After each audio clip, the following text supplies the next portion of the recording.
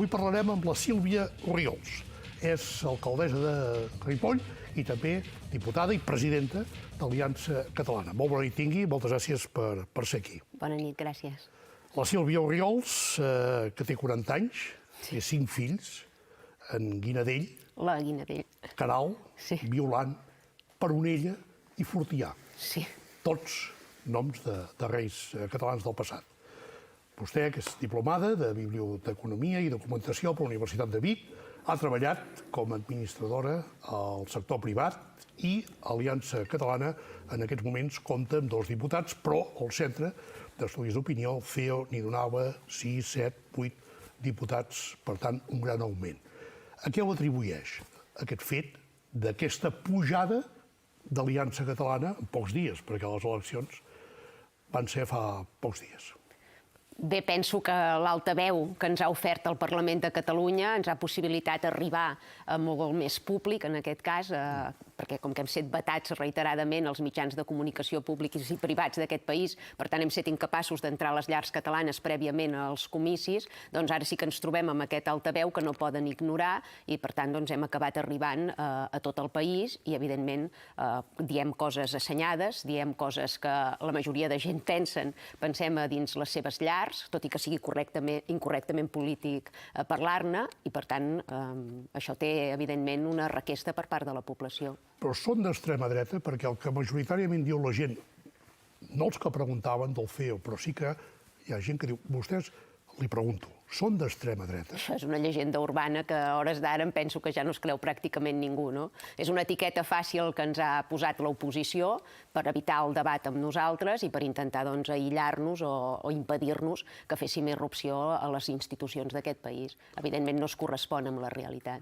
Però i de vegades voten amb Vox, voten temes conjuntament amb Vox en el Parlament de Catalunya i també amb la CUP, també és veritat. Sí, perquè nosaltres no tenim, en aquest sentit, no ostentem el sectarisme que tenen altres formacions polítiques. Nosaltres, si una proposta la considerem assenyada, la considerem beneficiosa pel conjunt de la ciutadania, ens és completament igual qui la plantegi, en aquest sentit, perquè nosaltres el que vetllem són els interessos i els drets dels ciutadans. Per tant, en aquest sentit, ens podem trobar votant favorablement a propostes dels comuns i a propostes del PP. És indiferent. Parlarem, doncs, amb la diputada, alcaldessa de Ripoll, Sílvia Orriols. Hem presentat ja a la Sílvia Orriols tota una novetat en quant a la puja aquesta d'escons. Clar, si vostè ara hi hagués eleccions i surt presidenta de la Generalitat, què faria? La primera cosa que faria, Sílvia Orriols, presidenta de la Generalitat, què faria? Perquè si va pujant, poder al final, suposo que estan en política per poder governar. Cap i a la fi, no? Què faria? Evidentment, la primera cosa, què faria? Ens presentem a les eleccions per poder aplicar el nostre programa electoral i no el podem aplicar, evidentment, si no tenim una majoria que ens permeti fer-ho, més existint el cordó sanitari que se'ns està aplicant, no? Per tant, és difícil que sense guanyar per majoria arribéssim mai al govern de Catalunya, però en cas de que hi arribéssim, doncs evidentment desplegaríem el nostre programa electoral i hi hauria actuacions en tots els àmbits en què creiem que cal actuar de manera imminent per frenar el desgavell actual que pateix Catalunya. I en aquest sentit, doncs, batallaríem en termes de seguretat, perquè és una de les afectacions principals que ara mateix pateix aquest país, i, evidentment, no renunciem a la independència unilateral de Catalunya, que era un dels punts principals del nostre programa electoral i que, en cas de guanyar a les urnes, doncs, ens consideraríem legitimats per tirar-ho endavant.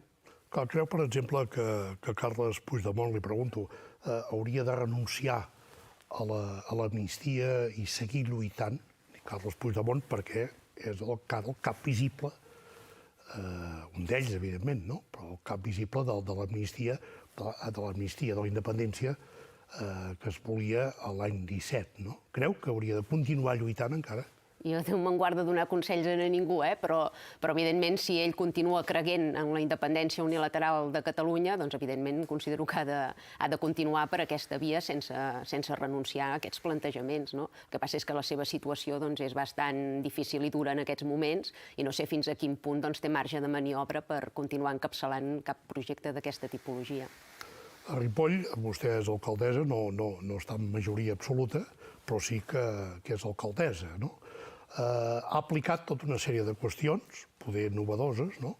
I li pregunto si totes aquestes aplicacions serien transportables a la resta del país, no? Per l'exemple que té en aquests moments de Ripoll. Evidentment, totes les polítiques que hem aplicat a nivell local, d'austeritat, de fiscalització del padró, de millores en la seguretat, d'inversió en seguretat, doncs evidentment les traslladaríem a nivell general de Catalunya, perquè és evident que les problemàtiques que afecten els ripollesos són també les problemàtiques que afecten a hores d'ara la majoria del país. Però és que hi ha moltes qüestions que en aquests moments estan damunt de la taula i que estem pendents, tots els catalans estem pendents de qüestions molt importants. Per exemple, l'ampliació de l'aeroport del Prat. És un tema al Parlament que se'n parla, no sé si cada setmana, però pràcticament cada setmana. Què faria vostè? Ampliaria l'aeroport del Prat? Bé, l'aeroport del Prat és una estructura d'estat, no?, d'aquest futur estat català, i per tant cal fer-hi inversions. En aquest sentit, considerem que hauria de continuar mantenint els vols internacionals i els vols intercontinentals, però sí que nosaltres advocaríem perquè la resta d'aeroports del Principat acollissin els vols d'àmbit del continent europeu, no? Diversificar una mica, perquè també considerem que aquesta centralització sempre en Barcelona acaba perjudicant el conjunt del país, i més a nivell turístic, que congestionem la ciutat de Barcelona amb turistes, però en canvi aquest turisme no acaba d'arribar arreu del país i per tant no acaba de beneficiar el conjunt de la nació, no? I aquí sí que miraríem de descentralitzar una mica i de també donar la seva importància a la resta d'aeroports. Sí, però què faria? Que els turistes que venen a Barcelona no vinguin? No, com ho faria? Perquè hauria de venir-ne menys. Això no és que ho digui vostè, ho diu molta gent. Haurien de venir menys, però com s'ha de fer? Que no vinguin? No, jo crec que s'han de fer polítiques a nivell internacional per promoure altres zones del país, perquè tenim, evidentment, paisatges molt diversos a la nostra nació i que són perfectament capaços de captar també aquest turisme i, per tant, s'hauria de diversificar. A part que l'ampliació de l'aeroport jo crec que perjudicaria, s'ha de fer un estudi acurat perquè perjudicaria també altres nuclis urbans que ara mateix no es veuen influenciats pels vols i que, en canvi, rebrien també les conseqüències dels fimbrejos i dels sorolls d'aquests vols. Per tant, s'ha de valorar bé. Esclar, amb aquest tema de vostès, que van pujant escons, que van pujant vots, que van en augment, hi ha temes molt preocupants. Hi ha un problema, vostè el coneix com a persona que viu a les comarques gironines, hi ha un problema de llum. No sabem d'on treure exactament la llum per poder abastir tota la gent que viu a les comarques gironines. I algú diu, la solució, el parc eòlic al Cap de Creus. Vostè hi està d'acord o no? Bé, l'Aliança Catalana en el tema de l'electricitat, i precisament perquè creiem en la independència també energètica, perquè si aspirem realment a ser un estat hem de garantir que l'endemà de proclamar la independència podrem abastir-nos, o si més no autoabastir-nos, en cas que ens fessin boicot la resta de països del voltant. Per tant, nosaltres considerem que sí que s'ha d'apostar per les energies renovables, però sense renunciar mai a l'energia nuclear, que és quelcom el que sembla que sí que han renunciat la resta de formacions polítiques. Nosaltres creiem que sí que aquest nom fa por perquè és impopular i moltes persones el vinculen amb desastres naturals tipus Txernòbil, però que evidentment la cosa ha evolucionat molt, per tant hi ha ara moltes mesures de seguretat i que permet obtenir una electricitat a uns preus molt baixos i segurament amb un impacte mediambiental menor que els parcs eòlics que se'ns estan proposant. Per tant, nosaltres apostaríem més per la base nuclear que no pas per aquests parcs eòlics. Per tant, no creu necessari fer aquest parc eòlic i, en canvi, augmentar centrals nuclears. Sí, nosaltres apostaríem, evidentment, per les energies renovables, però sense renunciar, com dic, a l'energia nuclear. És que crec que amb una cosa o altra no fem prou, Vull dir, hi ha d'haver una diversificació en aquest sentit del sector si volem realment garantir ser autosuficients en la generació d'electricitat i, a més, a uns preus assequibles per la gent. Però, esclar, les centrals nuclears són en aquests moments tota l'ecologia i està en contra de les centrals nuclears. Com dic, ha evolucionat molt el sector i no és cert que tots estiguin en contra, sí que s'han fet molts avenços en aquesta matèria i hi ha sistemes molt segurs i amb un impacte bastant reduït. Per tant, esperem que es continuï innovant, perquè evidentment segur que en pocs anys veurem encara moltes més novetats, però jo crec que s'ha d'apostar cap aquí. Escolti, però en el panorama polític o és independentista, o és d'extrema dreta, o és d'extrema esquerra, o és ecologista, o és nacionalista, o és espanyolista, o què és, no? Clar, i molta gent pot preguntar, i Sílvia Oriols, Aliança Catalana, què és exactament? Perquè em diu que ecològicament, per exemple, amb això coincidiria amb alguns partits polítics, no? I no precisament amb els comuns, no? Bé, nosaltres som nacionalistes catalans i sempre quan se m'ha preguntat si jo era de dretes o d'esquerres... Ja l'havia preguntat al principi, Sí, no em considero a nivell personal ni crec que a nivell de partit siguem ni de dretes ni d'esquerres tipològicament, sinó que apliquem en cada moment aquelles polítiques que pensem que són més beneficioses pel país i pels ciutadans. I aquí ens podem trobar que en determinades ocasions votem favorablement a polítiques que presumptament semblarien d'esquerres i a polítiques que presumptament queden enquadrades dins la dreta. És una mica pensar en clau catalana, amb seny i ordre, i en cada moment actuar segons el panorama o la necessitat del moment. I la veu la independència de Catalunya encara ara, després que el procés amb Salvador Illa ja l'ha descartat, com a president de la Generalitat ha descartat el procés, vostè encara la veu, la independència de Catalunya? Jo crec que encara hi ha una majoria del país que és independentista, que sí que és cert que s'ha desencisat, perquè evidentment se sent enganyada després de l'incompliment reiterat de promeses electorals, però penso que en qualsevol moment es pot tornar a engrescar si veu que hi ha un projecte sòlid que ofereix, a més, un model d'estat viable. Per tant, jo no renuncio a la independència i espero algun dia poder-la deixar en llegat als meus fills. Vostè em deia, diu, hi ha un cordó sanitari. És una paraula que és molt desagradable, perquè un cordó sanitari és una altra cosa, no? Sí. Però, bueno, es pot entendre que políticament és un boicot, per entendre, un boicot dels altres grups polítics. Com ho porten en aquests moments? Bé, no és el primer que em fan. De fet, ja me'n van fer un a l'Ajuntament de Ripoll a l'anterior mandat. No els hi va acabar de sortir bé, perquè vaig passar de ser la formació menys votada a ser la batllessa. Per tant, penso que els cordons sanitaris no funcionen, que la gent no els entén, perquè no s'entén que s'isolin determinades idees polítiques en comptes de confrontar-les, i per tant jo soc contrària als cordons sanitaris. A mi que me'ls apliquin no em fa res, perquè al contrari m'acaben beneficiant, no? Però sí que és cert que em molesta que no es debati amb mi, que no es contraargumentin les meves consideracions, que se'm ignori, que se'm veti als mitjans. Evidentment, crec que tothom, totes les idees que són legítimes, han de tenir les mateixes oportunitats, i més quan estem parlant de recursos públics. I en aquest sentit, que se'ns hagi vetat a mitjans públics del país que estan subvencionats amb els impostos de tots els ciutadans, dels que voten el PSOE, però també dels que voten Aliança Catalana, ho trobo un frau a la ciutadania. Vostè aquesta setmana va denunciar al Parlament de Catalunya que es havien gastat 100.000 euros. Això és veritat o no? Perquè, clar, això és perillós dir-ho, no? I de vegades hi ha una certa perillositat, no?, quan es diuen les coses i es diuen en seu parlamentària.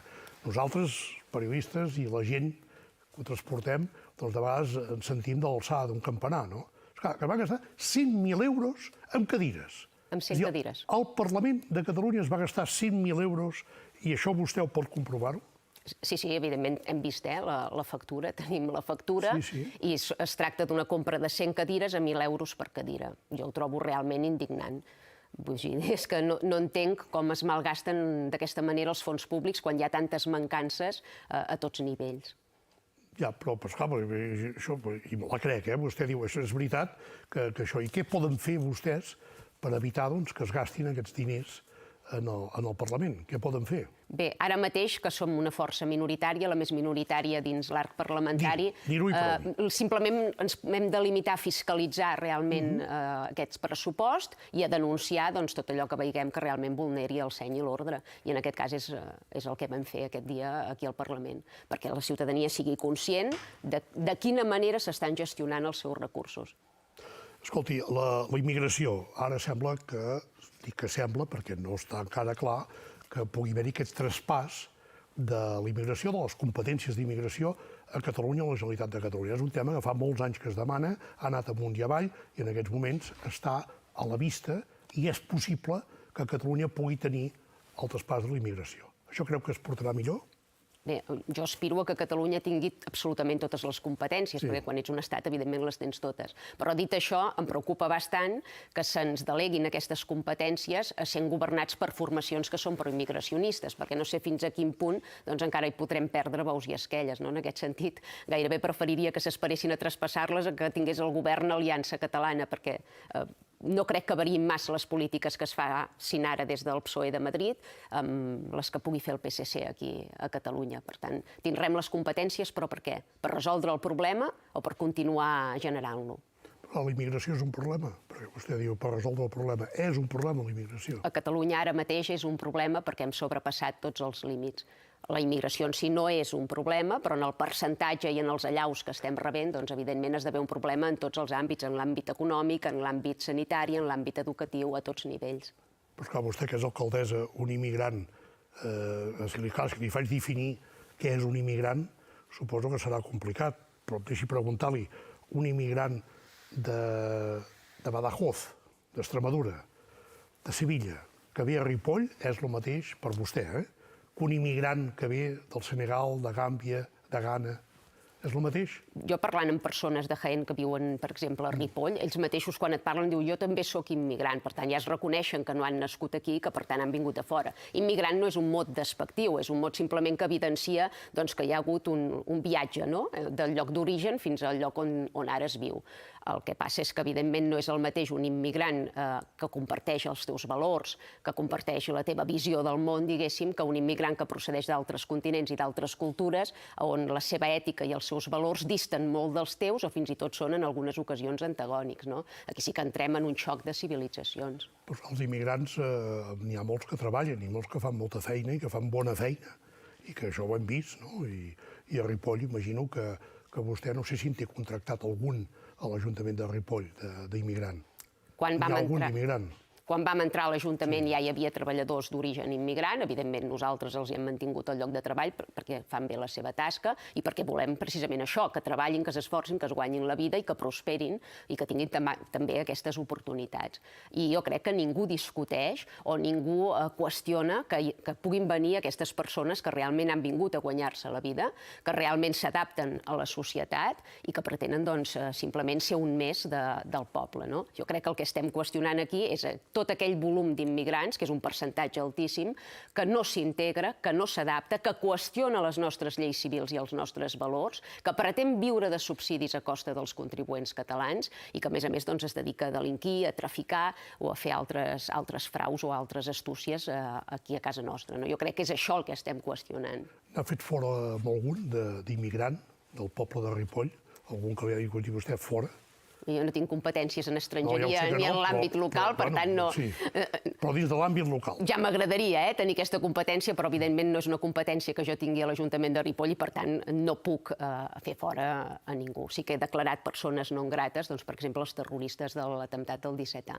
Això sí que tinc competències per fer-ho, vaig passar per ple i per unanimitat vam aprovar declarar-los persones no grates. Sí, però el tema de l'imant de Ripoll va quedar, no diré confús, però sí que el nom el porta, i no sé si vostè fins a quin punt va seguir tot l'episodi de l'imant de Ripoll, no?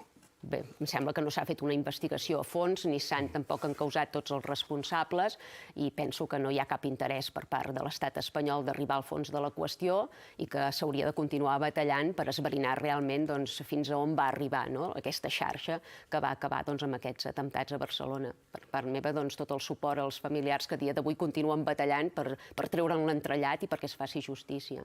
Va crear temor dins de Ripoll tot el fet aquest de que l'imant de Ripoll hagués viscut en la mateixa ciutat.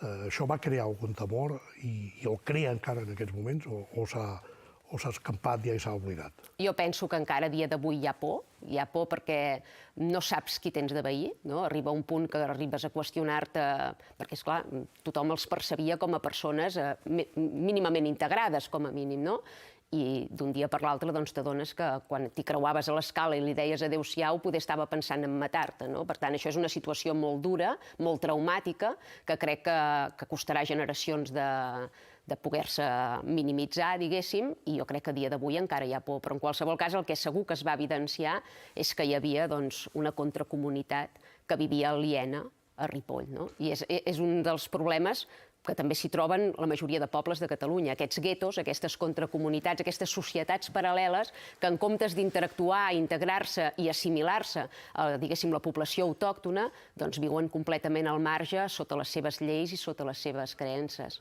Però què feu per integrar en aquests immigrants? Què esteu fent per integrar en aquests immigrants? els ensenyeu l'idioma, els ensenyeu com es viu en el Ripollès. Què feu exactament per integrar aquests immigrants?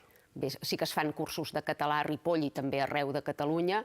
No sé fins a quin punt l'administració té l'obligació d'integrar aquests immigrants, perquè sempre he pensat que en comptes de dedicar fons públics a aquesta integració, són ells els que haurien de mostrar interès per integrar-se. Jo, si me'n vaig a la Xina, dubto que el govern xinès faci mans i mànigues perquè jo esdevingui xinesa, sóc jo que m'hauré d'espavilar.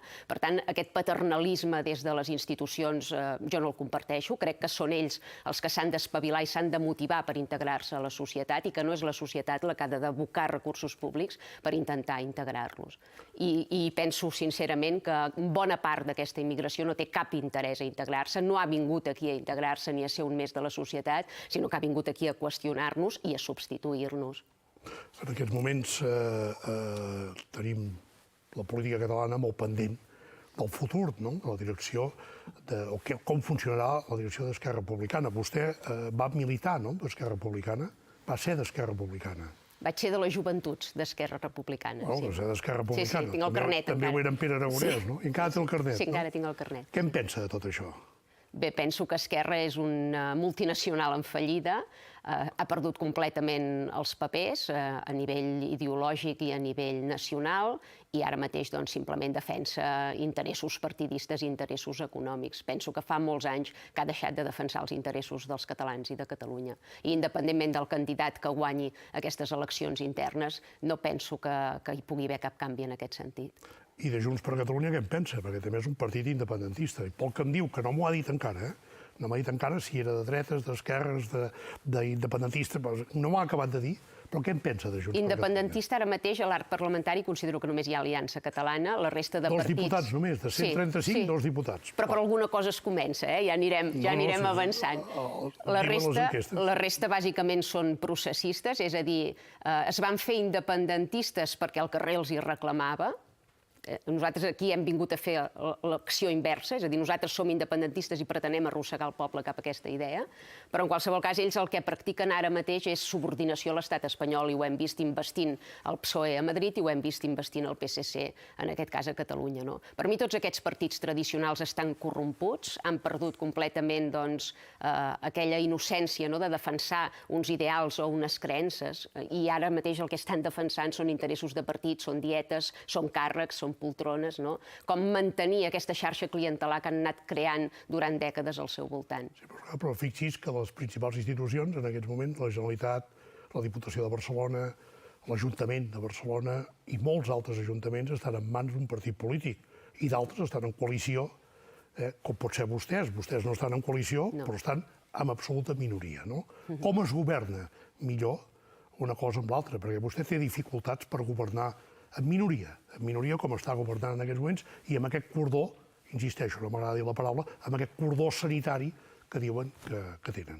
Evidentment no és còmode governar en minoria, hi ha moltes propostes que no les podem tirar endavant, però el que no podem fer és renunciar als nostres eixos ideològics o als nostres eixos nacionals per tal d'aprovar pressupostos. Nosaltres això no hi estem disposats. Ja entenem que és molt més problemàtic el que estem fent nosaltres a Ripoll, perquè intentar governar amb minories amb un pressupost prorrogat és realment molt complicat i seria molt còmode per nosaltres pactar 4 coses amb cada partit i que ens aprovessin el pressupost. Però si pactar amb els altres partits suposa renunciar a allò que nosaltres duíem al programa electoral i pel qual la gent ens va votar, considerem que estem creant una deslleialtat envers els nostres votants i no hi estem disposats. Nosaltres ens mantim fidels al nostre programa electoral i a partir d'aquí sortegem tots els entrebancs que ens van sortint. Em deia, Sílvia Oriols, ho hem de deixar-ho ja, em deia que el Parlament gasta molts diners i que està gastant molts i molts diners i tal. En aquests moments han fet un arbre, han fet un pessebre, també hi ha un pessebre sense caganer.